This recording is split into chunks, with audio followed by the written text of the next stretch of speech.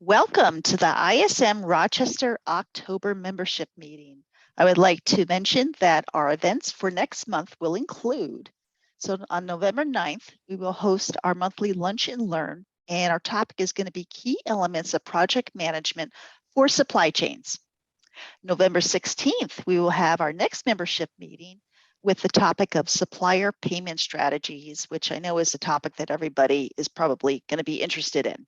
So be sure to register for both of these events when the email comes out. We would like to hear from you tonight, so please be interactive. Use the chat function. If you would like to, voice your question live, please, this is in the meeting format, so you definitely can come on camera and ask Lynne your question. So at this time, I'm going to turn the program over to our president, Lynne. Thanks, Kathy.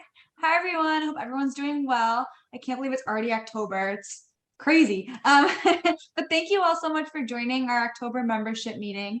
Tonight, our speaker is Lynne Wiklander. She has been here before and we love having her. So thank you, Lynne, for coming tonight. We really appreciate it and for bearing with us with these time zones since you're in Europe. So thank you. Tonight's topic is going to be on persuasion. Now, I just want everyone to know this is a two-part session. So this is the first part, and then the second part will be taking place in 2023. I believe it's February, but we will let you know when that gets closer. So Lynne, I will pass it over to you. All right. Thank you, Leanna, and thank you, Kathy, and thank you to the board from ISM Rochester for inviting me back, because I love doing this and love meeting you virtually for this. So tonight, our topic, continuing in the vein of communication and communication skills.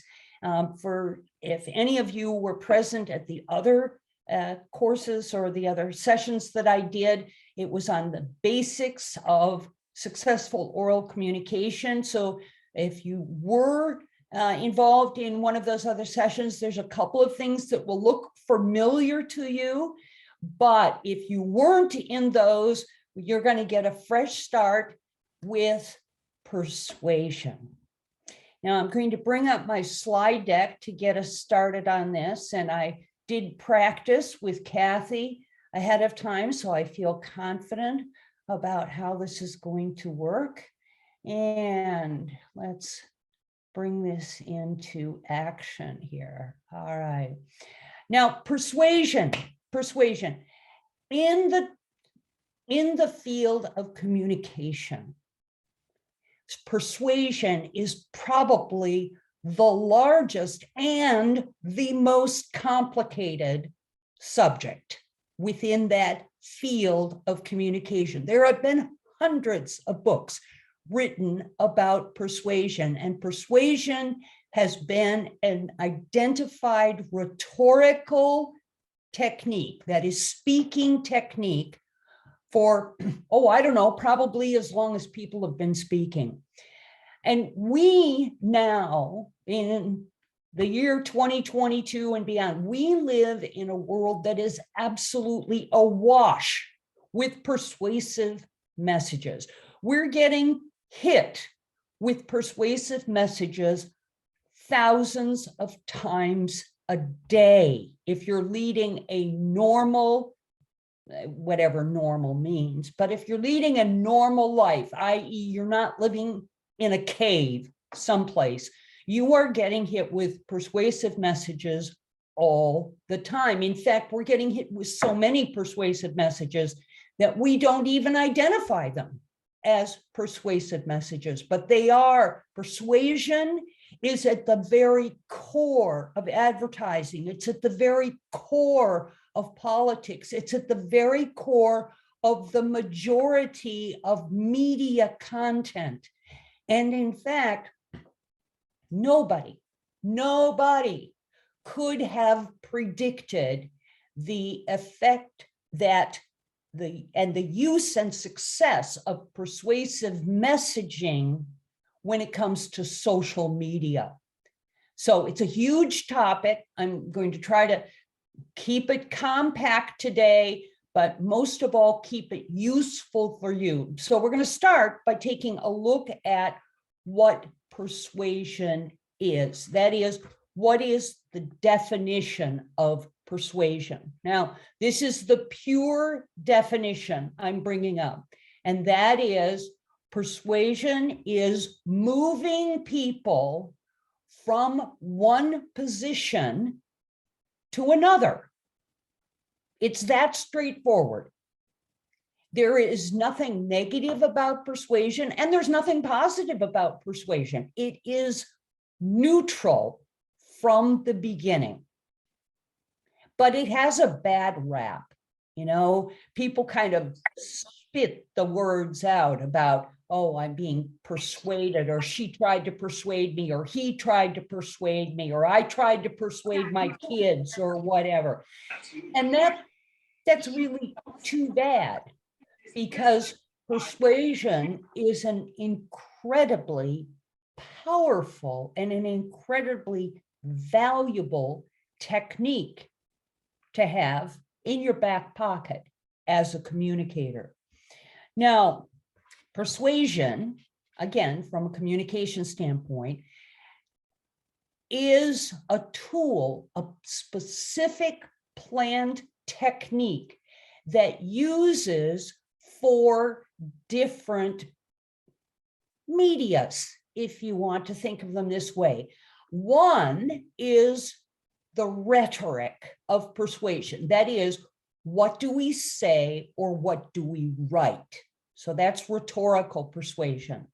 The next one is linguistic persuasion, and that is, what are the specific words that we choose and how do we frame those words in order to move somebody or a group of people from one position to a different position. The third part of persuasion can be thought of as the visual components of persuasion.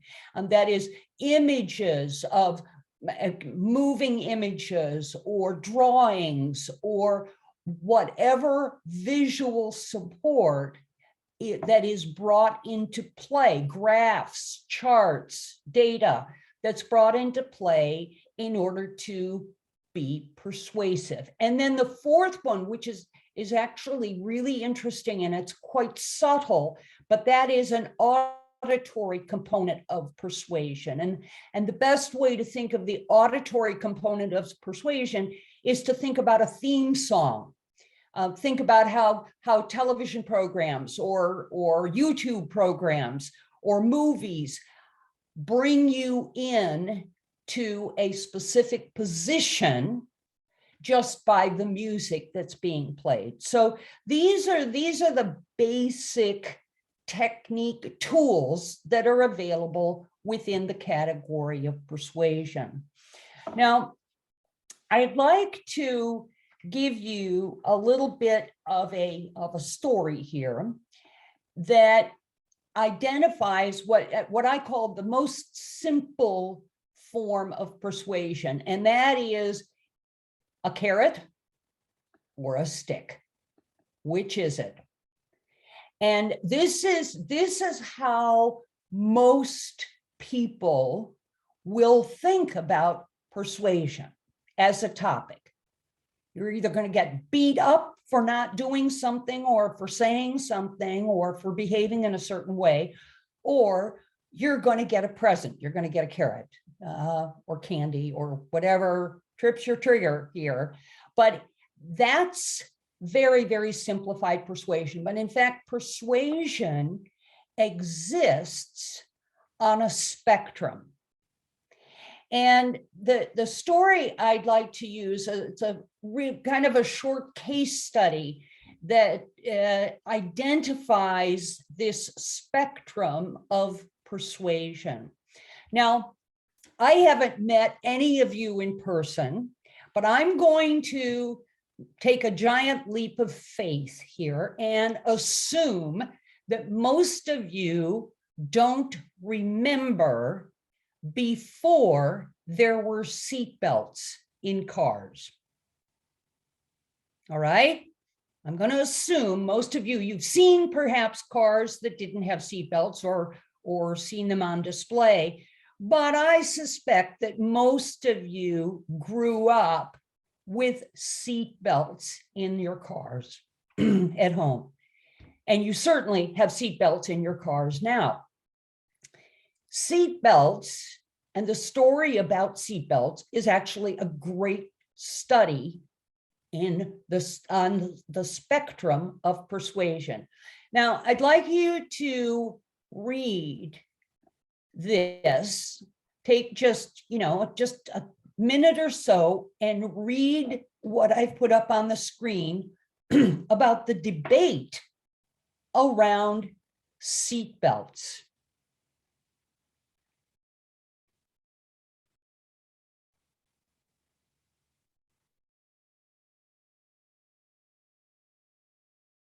Now, this likely comes as for some of you, a surprise, because seatbelts were by law required to be installed in United States produced and purchased cars starting in 1961. So this is a little bit of old history here, but the debate around the use of seatbelts started in the 1940s. Just as a little side note, I'm kind of a trivia freak. The very first seatbelt was installed in an automobile in the United States in 1885. That was the first seatbelt. Anyway, here we are, 1940s, 1950s. We've got the research. We have the data that shows that seatbelts save lives. And yet this was the rhetoric that was pervasive through the 1950s. It continues a little bit here. If you read this to yourselves, if somebody would like to read out loud, feel free. But look at the kind of argumentation that was going on 60 years ago over something that most of us don't really even think about today. This is an example of persuasion, and initially persuasion gone awry. So the spectrum of persuasion can be thought of as there is a continuum of persuasion. And on the lighter side of persuasion, on the more, you could almost say the friendlier side of persuasion, you've got these kinds of hopes, dreams, wishes on how you're going to move somebody from one position to a different position. So these are, for the most part, these are pretty friendly. But persuasion is also used in very harmful, very negative ways. And here's an example of kind of going down the bad side of persuasion, how you persuade people to move from one position to another. So this is where we start with persuasion, keeping in mind that it is on a spectrum and that it itself is simply the process of moving somebody from one thought, position, point of view, action to something different. Now, if we take this back for a moment into our core communication values, in order to be successful with communication, anytime There are 3 puzzle pieces that need to be fulfilled. And that is that the audience you're speaking to, one person, many people, that they understand the meaning of what you are saying. So this isn't talking about an issue of vocabulary. In many cases, it's not even an issue of language. It is an issue of how successful you are in conveying the meaning of what you're talking about. That is understanding. The second is that you are believed, that you have credibility, that there is a trust element that you have built into your communication. And the third is that they, in fact, remember the things that you need them to remember. So these are core, no matter what type of communication is taking place: understanding, believing, and remembering. Now, when it comes to persuasion, there are a number of myths that are associated with persuasion as it's related to a business environment. So we're going to try to keep this within the frame of business related persuasion. The whole political or religious or social or cultural, all of these are all different contexts for persuasion, which we don't have time to go into, and it certainly isn't appropriate for this. So we're going to keep it. What are some of the great persuasion myths as it relates to business? Well, number 1, data speaks for itself. This is a myth. I have never heard a data speak for itself. Data needs your voice. It needs your passion. It needs your focus in order to be delivered in a way that is going to be appropriate and valuable for your audience. It cannot speak for itself. The second myth is the more data I provide, the better it's going to be.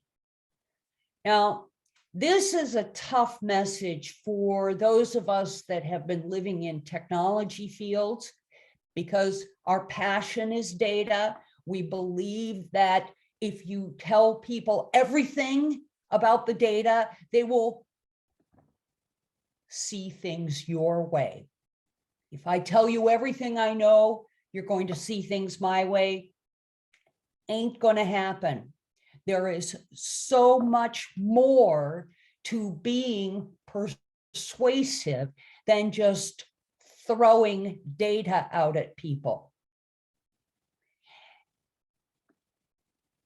We can look at what it is that it takes, what it is that makes persuasion work, by looking at what I call Aristotle's triangle. And again, if you were in one of the sessions earlier this year, you've seen this before. It applies ever so much to success in persuasive communication.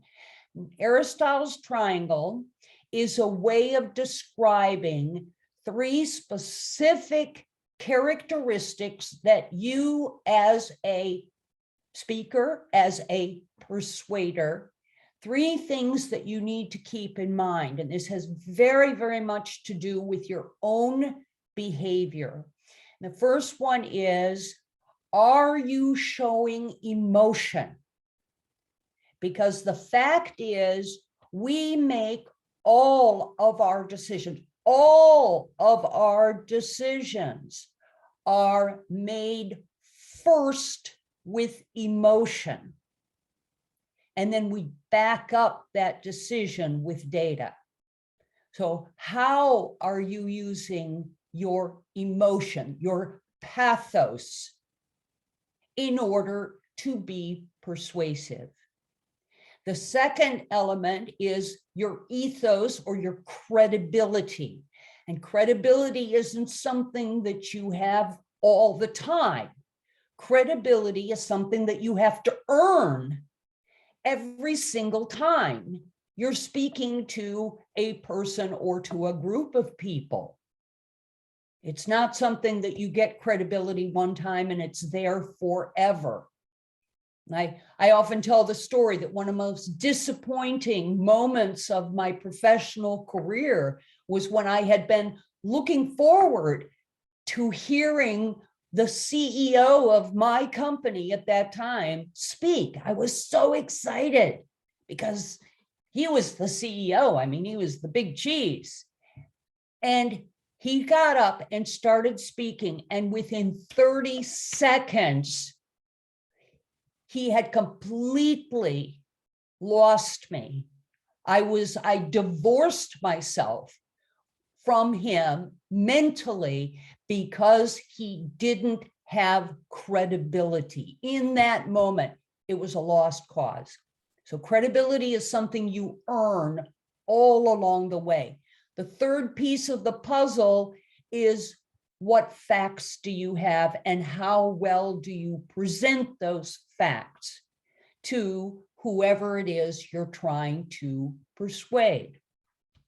Now, as we look at persuasion, as we look at the activity of persuasion, you can then use the pathos that is appealing to the emotions or factors around the pathos. And I'm going to take another, I'm going to go back to the seatbelt story. When the movement was going forward in trying to encourage people to, car manufacturers to install seatbelts and people to use seatbelts, the pathos, the emotion building factors are actually pretty easy to see in this, because it had to do with, you can save lives. You can save lots of lives. But it was interesting because the pathos element alone was not enough to convince people that they should use seatbelts. So you can't just rely on pathos. It is a critical element, but it isn't the only element. Now, the second part, the ethos, the credibility, again, using a reputation, the credentials, having expert witnesses, having experts talk about things. And again, in my seatbelt example, I mean, there were hundreds, probably thousands of engineering experts and safety experts and traffic people and highway people that were saying, of course, we should have seatbelts. Why is this even a question? But that wasn't enough. That simply wasn't enough.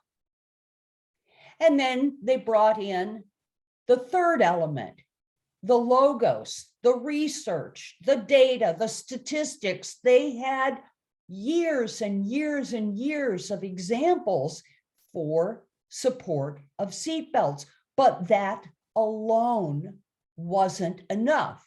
So none of these in any persuasive argument, I've been referring to the seatbelt argument, but I now want you to think about this and take it back to your own organizations. None of these, the passion, the credibility, and the logos, the logic, none of these can stand by themselves and create a persuasion that will inevitably move people from one position to another. Now, here's where it gets a little bit tricky. The fact is, building a persuasive argument, building a case that is going to be able to move people from one point of view to another point of view, or from one action to another action, requires first and foremost that you understand who it is you're speaking with and what are their drivers. You need to understand your audience. Now, in any speaking situation, in any meeting situation, you can statistically look at an audience, a group of people, and you can divide that audience into 3 groups. One group is already on your side. They're your angels. They're your cheerleaders. It's the people that you love to have in the room when you're presenting information or you're presenting to get a decision made. Your angels are the ones you love to have in the room because they're sitting in the background, helping you, giving you energy, giving you the impetus to keep moving forward.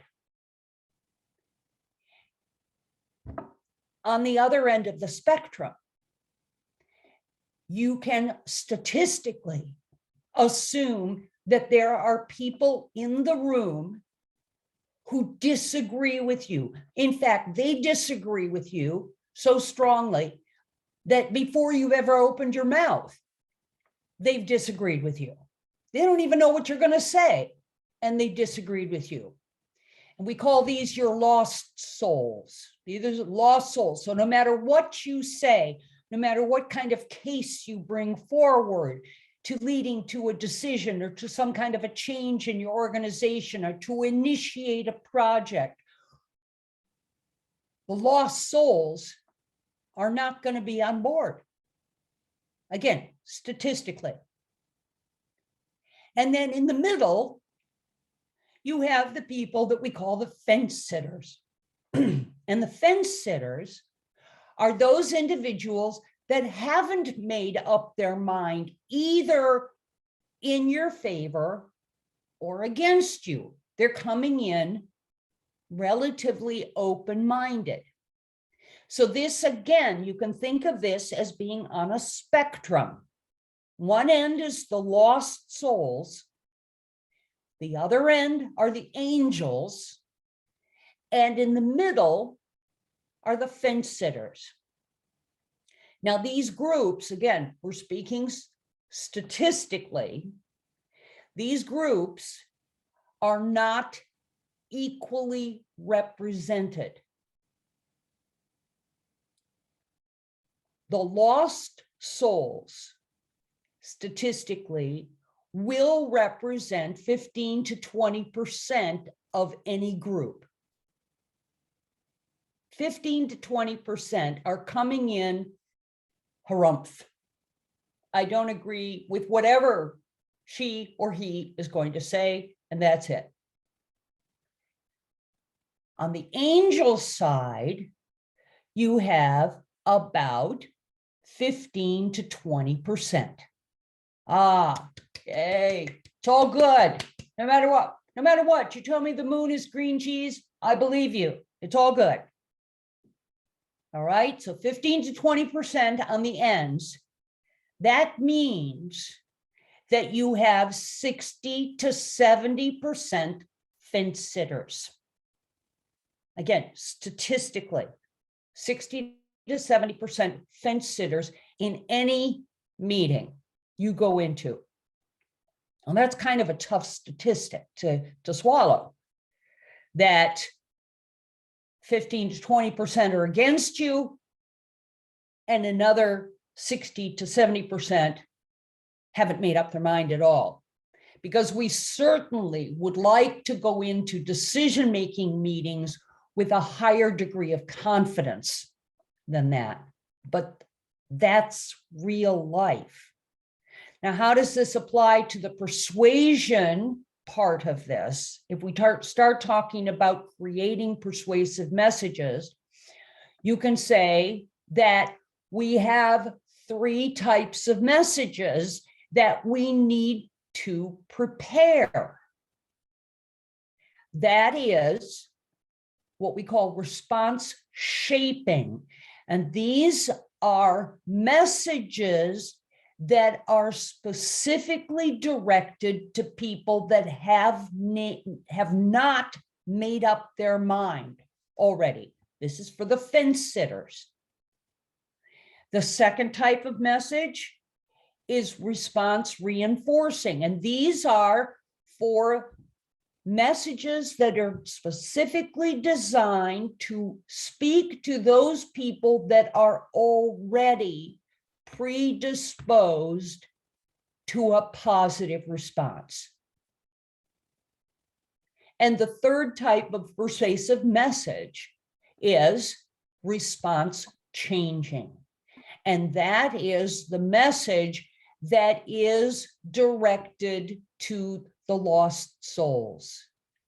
This is the one that is really pushing to move somebody from being in a negative position to at least a neutral or even better positive position. So you can think of this in terms of specific messages that are directed to specific segments of your audience. There is no way that you can have one single message that will be effective for a group of people. And when I say a group of people, I'm talking about like more than 2. You might get away with a single message with just 2 people. But as soon as you start getting up into the normal sort of meeting, decision-making environments or driving forward project information or analyses kind of work, you are going to have these divisions. And if your messaging, if you try to have just a single message, you will fail because it is not going to resonate with everybody. So what we need to do when it comes to persuasion and creating persuasive messages, we need to have a plan, all right? Because excellence in persuasion is not an accident. It is a very strict way of thinking about and then acting upon the various messages that you need to deliver and who you need to deliver them to. So I call it the 5 easy pieces, the 5 easy pieces.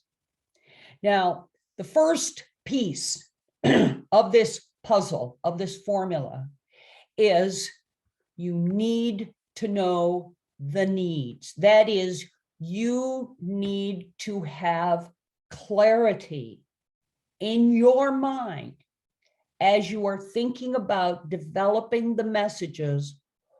Where is my audience coming from on this? What is that distribution that exists in my audience, and what do they need to hear in order for me to be persuasive? So what do they need to hear? Is it a response shaping, a response reinforcing, or a response changing type of message? And within that framework, does it need to be passionate? Does it need to have credibility? Do I need to prove or reinforce credibility? Or does it need data? So already you're seeing when we create persuasive messages, we've got two matrices that need to come together. Okay, what is the type of message and what is the specific technique from Aristotle, pathos, ethos, or logos that is overlaid with that message? So need to know the needs. Now, part two, you need to then, once you have a good sense, I would say excellent, actually, but once you have a good sense of the audience, what are their drivers? What are their interests? Where are they coming from? Then you need to build out your case. You need to build out that case. But here, as you're building out that case for a persuasive argument, you need to start with emotion. You need to start with emotion, because if you don't get people on board emotionally from the get-go, it's going to be a very, very difficult push. So we have this nice quote here from Dr. Antonio Damasio, who is one of the leaders in terms of psychology, business psychology, and physiological psychology, primarily structure of the brain and the psychology elements of it. We are not thinking machines that feel. We are feeling machines that think. We make our decisions emotionally, and we back up our decisions with data after the emotional decision is made. And this is across the board. If any of you are sitting there thinking, yeah, we're not making emotional decisions in my company, or I don't, or my boss doesn't, you're fooling yourselves. Don't fool yourselves. You don't have time for that. Decisions are made from emotion, backed up with data. Now, the third part of your puzzle, of the 5-piece puzzle, is keep it simple. The more complicated you make an argument, the more difficult it is to ensure that that argument is actually persuasive, that it is actually going to get you what you want. If you overcomplicate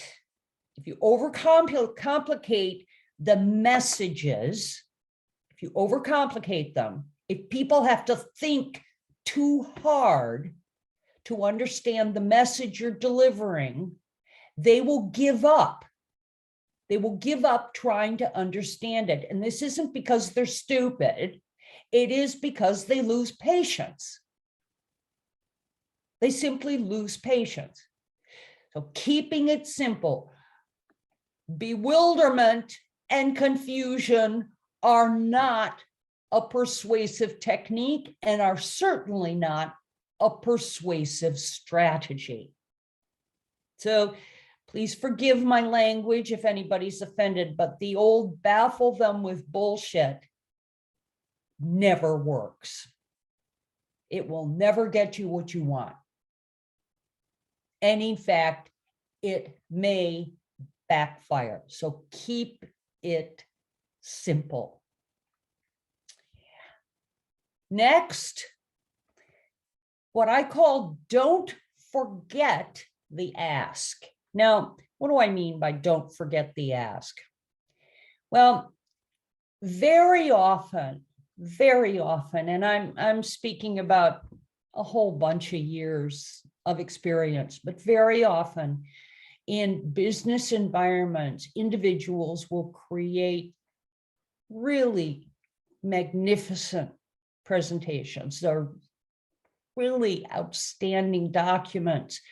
They'll bring a group of people together to listen to what they've been slaving over, what they have put their heart and their soul into. And it's a work of art. And then they never say why they're doing this. Because for them, it's perfectly obvious. But they never get to the point of what it is they need or what needs to be changed, what needs to be achieved. They never get to the ask part of it. They just leave it hanging in the air. And when you just leave things hanging in the air in a business environment, certainly, and in outside of a business environment, people will guess. And most of the time, they'll guess wrong. And you won't get what you want, despite having built this fabulous, persuasive argument. So don't forget the ask. And test. And what I mean by this is when it comes to being persuasive, and especially if you're particularly passionate about something, you do need to check that you haven't gone overboard.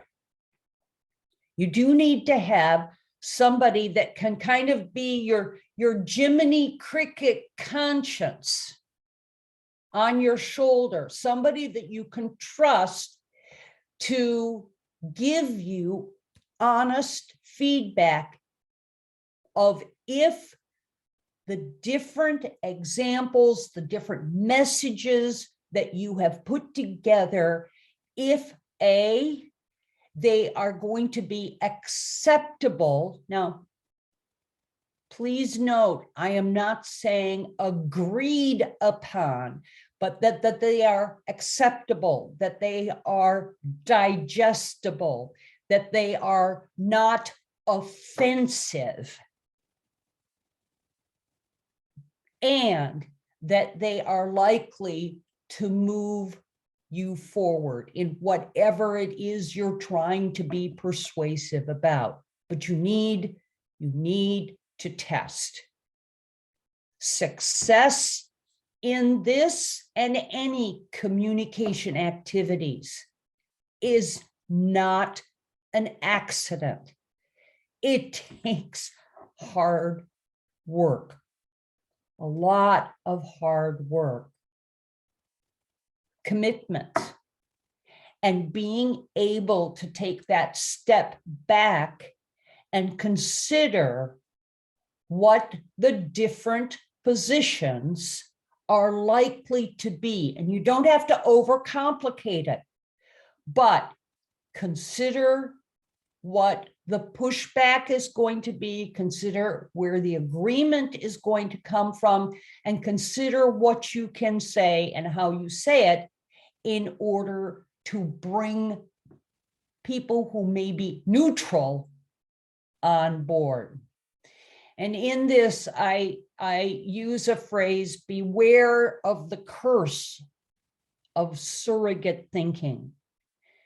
You, the individual, you are not ever going to be a surrogate for everyone that you're speaking with.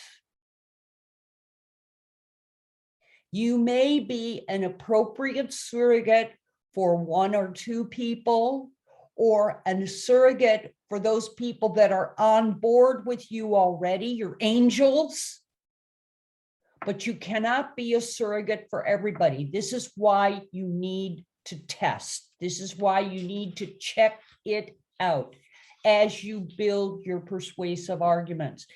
And again, I come back to the very, very beginning, wrapping it around in all of this in all of this, your challenge is to make sure that the audience understands the meaning of what you're saying, that you have maintained your credibility, your believability, your trustworthiness in what you're saying, how you're saying it in all of these different messages, and that the audience remembers the right things in order to move your concept forward. And other than that, it's as easy as pie. Questions or concerns, anybody, about anything that I've said? I see the chat room has not been particularly active, but anybody? It's really quiet out there.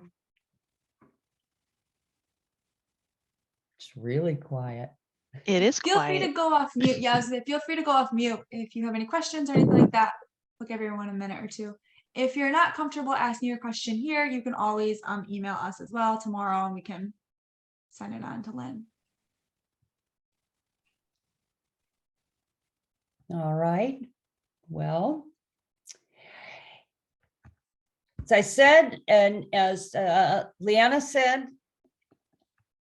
there's going to be a part 2 to this, because it does continue, not to make it more complicated, but to put some refining pieces together in terms of this constructing how you can be more adept at constructing these messages that require this sort of this matrix view of the world to ensure that they are as persuasive as possible. So I look forward to talking with you, meeting with you, answering questions, and continuing the discussion about persuasion, part 2. On as of right now, Leanna, we have the 15th of February scheduled, subject to change. I understand that's months out, but hopefully we'll be able to do this again and have a little bit more fun with persuasion. Yes, I know no matter what career you're in or where you are in supply chain, the ability to influence without authority requires persuasion, right? So I feel that this membership meeting was very beneficial for all of us. And yes, a lot to digest, right? But we have some time till part 2. Yes. So it'll be good. We do appreciate it, Lynn. Thank you so much for coming. Thank you for inviting me. Thank you to all of you who were present. And I really have to say one thing. In all the topics that I cover as a communications professional, persuasion is my personal favorite because it is so nuanced, because there are so many different pieces to it. Mm-hmm. And I don't expect everybody to be as excited about persuasion as I am, but if you can start looking at TV, advertising in your own organization, movies in just a little bit different way, and think about how are they using what she was talking about in terms of being persuasive, trying to get me to watch the second part of that movie or listen to the second part of that song or be on board with a specific politician and so on, then we've really done something special. So thank you again for your time this evening. For all of you, have a good evening, and I'll say happy Halloween and happy holidays. Talk to you again next year. Well, Lynn, we Thank did you so get much. we did get a comment from Lonnie. He said it was too noisy, so he couldn't come off of mute. But he said, "I love the analogy of the carrot or the stick. Reminds me of when my kids were younger. Never hit them, but they were punished or dangled the carrot." So, I have to say, this presentation, as Leanna said, is really, really great because, actually, no matter what aspect, what career you're in, just life in general, this is a fantastic topic for so many people. Mm. It comes up about a zillion times every day when you start thinking about it. Mhm. Definitely. Well, it's there as you get up in the morning and when you go to bed at night. So yeah, definitely. Everybody's persuading you, even when you go to the Yes. store. Indeed, indeed. Definitely, definitely. Okay, well, at this point, I'll actually close out the meeting. I want to say thank you, Lynn, for joining us. Thank you to our audience. Thank you, Leanna. We appreciate everybody for coming out tonight and attending our meeting. And I just want to let you know, look at the screen, February 15th, part 2. You need to come back. So on February 15th, we'll do part 2 and hope you all can join us at that point. So I'll say good night to everybody and have a great week, everybody. Thank you Have both a so great much. weekend. Have a good one.